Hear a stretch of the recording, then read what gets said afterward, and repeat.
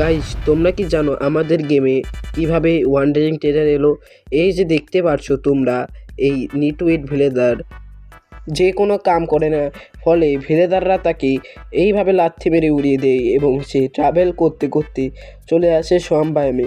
সোয়ামবায়ামে এসে সে তার জামার একটু পরিবর্তন আনে, কেননা সে আর বিলেদের অংশ নেই, এবং সে তার বোনের বাড়ি অর্থাৎ উইশের হাটে এসে উইশের সঙ্গে কথা বলতে আসে। উইশের সঙ্গে কথা বলে সে বলে সে তাকে এমন একটি পোশন বানিয়ে দিতে যে তাকে জম্বিদের হাতে রাত্রেবেলা বাঁচাবে, এবং উইশ তাকে এমন পোশন বানিয়ে দেয় যেন সে রাত্রেবেলা ইনভিজিবল হয়ে যায় এবং সে বাঁচতে পারে। এবং ট্রাভেল করতে করতে সে ডেজার্ট ভিলেজে এসে দেখতে পায় একটি লামার ওপর একটি ভিলেদার অত্যাচার করছে। সে সেটা না মানতে পেরে তাকে কিনতে যায় 4 এমরাল্ডের বদলে।